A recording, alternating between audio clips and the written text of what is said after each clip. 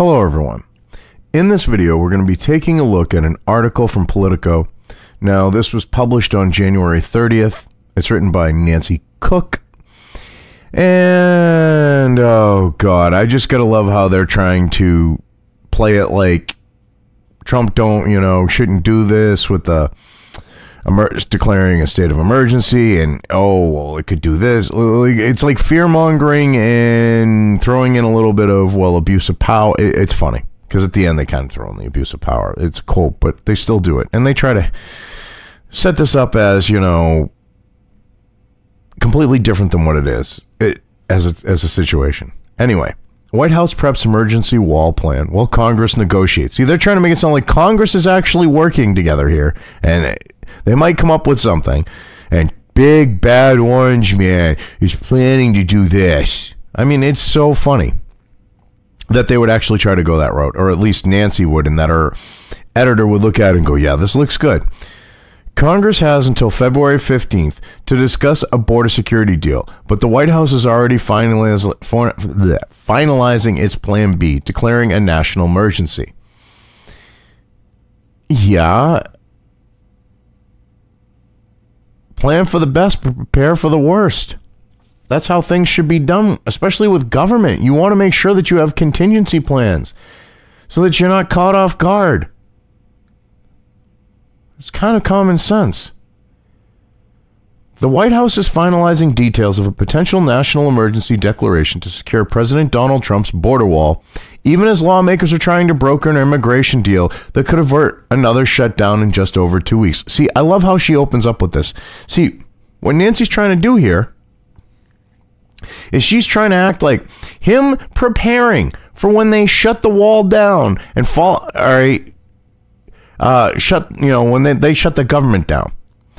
Him preparing for that and following through with what he said he would do is premature, and he's in the wrong somehow for preparing for that possible eventuality, or most likely the eventuality of it happening, Oh my God. They're negotiating, yeah. Well, what the Democrats are hoping is that the Republicans will cuck, and then Trump will cuck and sign shit that goes against what he said he would do. Let's be honest. Trump met with his budget chief, acting chief staff, Mick Mulvaney, Jared Kushner, and other top officials, including White House lawyers, on Tuesday to walk through the logistics of such a move. And White House aides have been quietly meeting with outside conservative political groups to build support for the president to take such action. And I love this, because her next sentence, oh God, basically because, in the legacy media, oh no, Breitbart News, Orange Man bad, Breitbart News, go, like, the way that they portray it is like, Breitbart News is, fake news, and Breitbart News is the far right and all this other shit in order to push this narrative. And what do they pull out here to try to back up this idea of conservative political groups? Because a media outlet happens to agree with the shutdown. Watch. Those talking points, which emphasize Trump's legal authority, have begun to show up in such conservative media outlets as Breitbart News. Oh, it could be the fact that they're reporting on, he said he had that he would do this at one point. He said he would declare a national emergency, and then he had the authority to do it, and legal experts actually looked into it and went, yeah, he does have legal authority to do that, because, thousands of people, in a mass caravan, are under law, an invading horde. I mean, you don't have to be affiliated with a country or military to invade another country. And that gives them the legal justification to deal with the border as necessary. If it means declaring a national emergency to do so, in order to do so, so be it. The founding fathers, if they saw the thousands of people amassing at the border, expecting handouts, I'm sure they would look at a way of trying to stop the mass flood across. It's kind of common sense, and if it meant declaring a national emergency, I think they would be fine with that. I mean, that's just an opinion, but I think they would. The behind-the-scenes maneuvers indicate that the administration wants to be poised to quickly declare a national emergency should Trump choose to do so by the time Congress hits its February 15th deadline to strike a deal before government funding again runs out. Which is exactly what he said he was going to do. Holy crap. If you're going to declare a national emergency, you say, hey, if they can't come up with a deal by February 15th, I'm going to declare a national emergency. Wouldn't you want all the things ready to go for that possibility? I mean, come on now. Jesus. Oh my God. And it signals that the White House officials may not have much faith in congressional Republicans to secure the funding in the coming weeks that Trump seeks to build a wall along the U.S.-Mexico border. Trying to spin that much? You mean the Democrats are going to be petulant freaking children, and they're basically going to spurg out like idiots and assholes because they know that they have to import their voter base because of how they've gone off the rails as a political party. Oh my God, let's be honest about the situation, because that's what would happen if they don't get the funding. Jeez. Trump himself has said the odds of a congressional deal are less than 50-50. Well, no shit, because he knows how the Democrats are. I love how you ignore that fact that the Democrats are spurging idiots, because you are a lefty, clearly. What the hell's your Nancy? You're clearly a lefty, the way you wrote this article. You know what? Maybe you should go learn to code, because I got a feeling when you're spouting this type of shit, your job isn't that secure. One senior White House official told Politico, the goal is to have such a declaration 100% ready and coordinated should Trump decide to move on it rather than scrambling ex post facto to draw up and justify one. There would be no need to justify. Holy shit. Who's this White House who is this anonymous senior White House official? Because I love this anonymity. Oh, well, we have to justify one. Bullshit. He wouldn't need to justify it. Sorry, but he wouldn't. Yet, White House lawyers continue to urge extreme caution, leading to internal strife within the administration over the best path forward if Congress cannot come up with a larger immigration deal. Oh my God. Oh, we gotta talk about the oh my God. We gotta talk about the inner strife within the White House, the internal strife within the administration. I mean, they literally are. Nancy, you hacks in the legacy media, you got to create this controversy where there is none. You got to try to make it look like there are people within the Trump administration that are spurging idiots like you. He's the president. They tell him to do something, they better damn well do it. He's the boss. Don't matter what they think. One sticking point has been the role that the Pentagon's Army Corps of Engineers could play in building a Trump-ordered wall, an idea being discussed in the White House. And yes, you know what's funny? Is they're trying to say, oh, well, they only deal with emergency this and environmental disaster that and, you know, things like that. The Army Corps of Engineers used to be tasked with a hell of a lot more than that. A lot of what would be considered public works projects fell under the supervision or were built by the Army Corps of Engineers. They actually used to do major projects for the betterment of the country. Now they've been... the Army Corps of Engineers had some of the best engineers in the country, if not the world. It was actually one of those departments in the U.S. Army where You weren't, if you got in, you weren't a grunt. You weren't doing, you weren't infantry. You needed intelligence. They actively recruited engineers. They actively recruited, like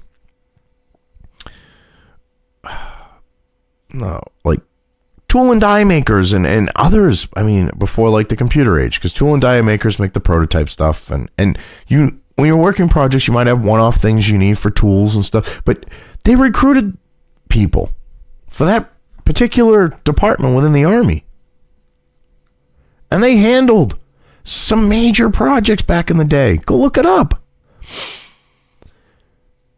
But they're trying to make it sound like, oh, well, they mostly do this. But they do a lot. They did, especially in years prior, they did a lot more than what they're trying to claim here. Or Nancy's trying to claim here. The Army Corps is most often affiliated with environmental disaster prevention and recovery work, and it's unclear how much the White House can legally redirect funds already earmarked for those projects. Doing so would likely trigger a political backlash as well as challenges in the courts. Yeah, political backlash from the left. In both political and legal backlashes from the left. There'd be activist judges and Democrats mostly spurging. I mean, you would have some Republicans because they go, well, that's some money that goes in my community, and I understand that, but the money's going to come from somewhere. It could be diverted from the Pentagon, national defense spending. I mean, there's different places where it can be diverted from. It doesn't necessarily have to come from the Army Corps itself.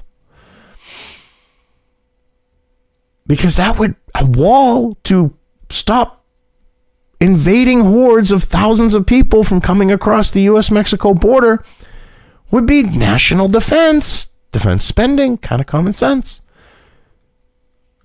There continue to be divisions within the White House on what the proper approach should be and whether it should be a good idea from a legal and policy matter to invoke a national emergency matter. There is some legal dispute over the scope of the power of the Army Corps of Engineers, said a Republican close to the White House. Another fucking anonymous source, unnamed, talking about this division and, people standing up to big bad orange man. Come on now. There's some legal dispute over the scope of the power of the Army Corps of Engineers. Considering that they did what would be considered public works projects in this country over their lifetime as a department of the Army, I don't think there's an issue. But okay. Still, Trump, who wants $5.7 billion for the Southern Wall, has long stressed that he is not afraid to trigger his emergency powers. Yeah, he did that because the Democrats are being infantile, childish spurgs, Nancy, kind of like you are here in writing this article. I have a very powerful alternative, but I didn't want to use it at this time. Hopefully it will be unnecessary. Trump said about a potential national emergency declaration when announcing last Friday that he had agreed to reopen the government temporarily to let lawmakers negotiate over border security funding. He actually had made that statement prior to that point, too. Huh. But okay.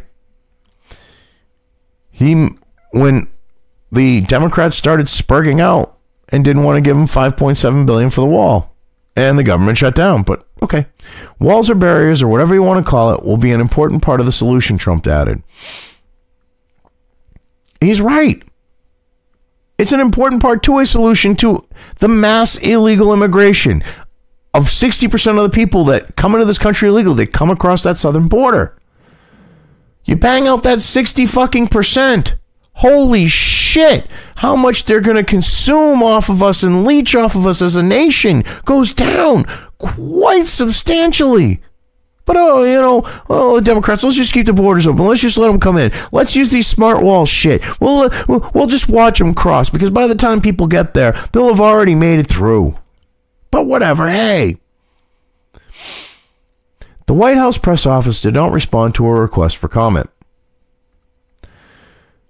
A bipartisan, bicameral group of 17 lawmakers met for the first time on Wednesday to begin negotiations on an immigration and border security deal that may avert a national emergency order. Okay. I love how her wording of that. Like, you mean a bunch of spurging Democrats met with the Republicans, but okay.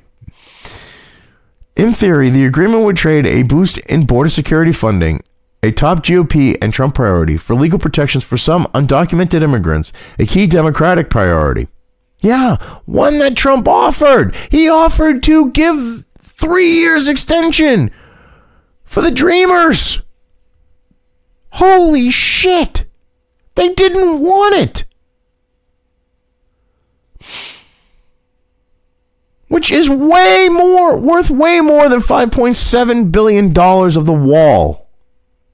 But hey, it was leaning to them in benefit, and they turned it down. But you think that they're actually going to negotiate on that? All right, Nancy.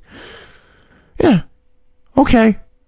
The think they're smarter than what they really are. Politico reader might believe that, but in reality, they already turned it down. And where they did, they would have to save face, get something worth even more. And I don't think that you're going to see them get more than that. And that was beyond generous. Like I said, it leaned in their favor. But all signs were that a deal was essentially dead for the talk. But all signs were that a deal was essentially dead before the talks even started, seemingly raising the chances that Trump will deploy his emergency authority. But there's no guarantee that Republican lawmakers or conservatives would support such a move. Some conservatives fear declaring a national emergency in this instance would set a poor precedent for future leaders. Only the ones that are going to use some bullshit, whacked out examples, because there's no actual justification for it in those examples. Democrats, for example, could pull the same move to deal with climate change or to broaden Medicare. No, they couldn't. Because you see, there's not a national emergency on that note. When you have thousands of people flooding towards the border to basically just run roughshod over it, that is an actual national emergency. That's fear-mongering. And to broaden Medicare, there's no medical emergency. People aren't dropping dead. You can't. No, that's not how it would work. And they know this. This is just fear-mongering. Other GOP lawmakers have warned Trump against diverting Army Corps of Engineer funds that are earmarked for disaster relief projects in their jurisdictions. Yeah, I can understand them being upset, but we got to build the wall. We're pretty uniformly opposed to an emergency declaration that is taking that emergency act beyond where it has ever been before. We don't like it. We don't want to set that precedent, said Senator Ron Johnson, Republican, Wisconsin, in an interview. Who's we? Who's we're? Who's this we are? Who's with you on that? It would be nice to know. Taking the emergency act. Wait a minute. When people were moving across the border in previous times, like with Mexico and aggressions leading up, national emergencies were declared to try to stop, like when bandits were coming across and shit. But all right, whatever. It's never been done before. Bullshit. It's never been gone to that point before. Yeah, right. Okay. You know, let's leave out the fact that national emergencies were declared when you had Mexican raiders coming across the U.S. border years and years ago. But hey, sure. Other GOP members seem more resigned to such a fate. Some of my colleagues think it will be the end of Western civilization if he declares a national emergency. But I don't, said Senator John Kennedy, Republican, Louisiana. Yeah, exactly. It would not be the end of Western civilization. See, they're fear-mongering because they're rhinos. They're establishment rhino Republicans. They're the deep state loving types. They're the career politicians. They want the status quo. White House confidant rep Mark Meadows, Republican, North Carolina, who heads the hardline Conservative Freedom Caucus, would not comment on any conversations he had recently with the White House, except to say that declaring a national emergency is definitely an option. And somehow this is pertinent and important to this story. How? I could have told you that. Jojo the Idiot Circus Boy could have told you that. But okay. Typically, presidents use such broad powers in the face of military threats, like 9/11 terrorist attacks, or to respond to health emergencies like the H1N1 influenza pandemic, as Barack Obama did in 2009. From 1978 through 2018, presidents declared national emergencies 58 times, according to the Brennan Center for Justice. Okay. And how is thousands of people coming to the United States to collect free shit, who are willing to just force their way across our border, not a threat to the sovereignty of this nation? Please explain. I need a laugh. And I would laugh at you trying to explain how it isn't.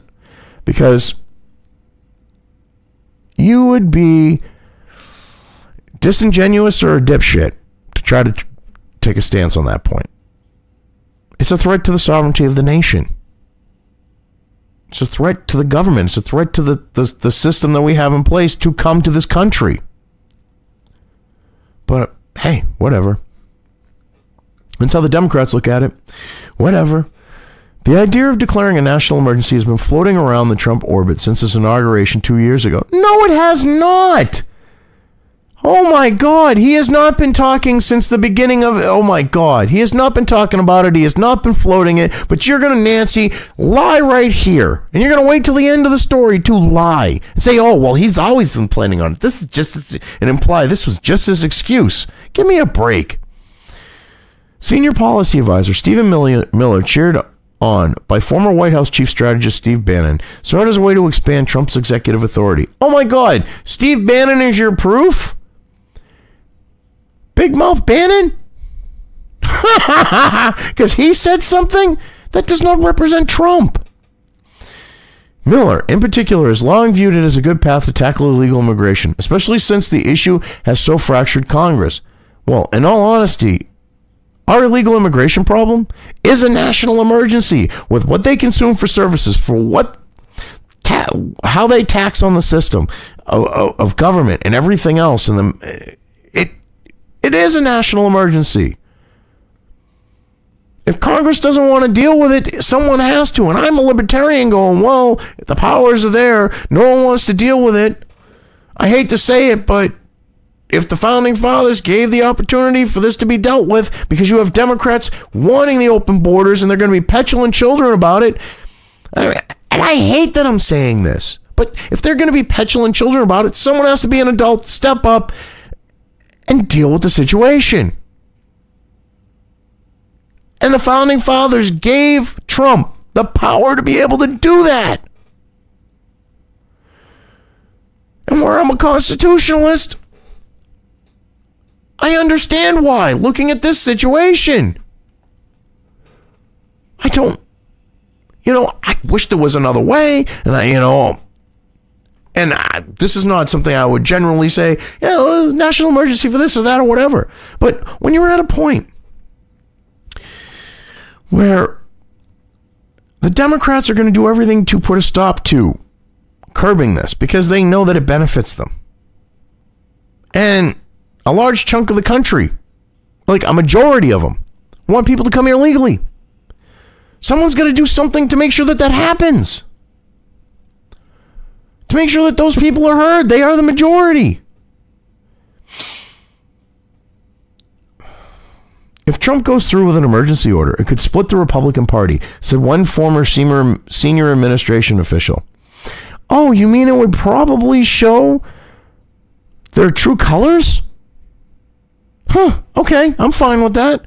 Because if they're not for this, because they've been the party of, like openly at this point talking, doing something is a different story about, controlled immigration and, curbing illegal immigration and all this other stuff.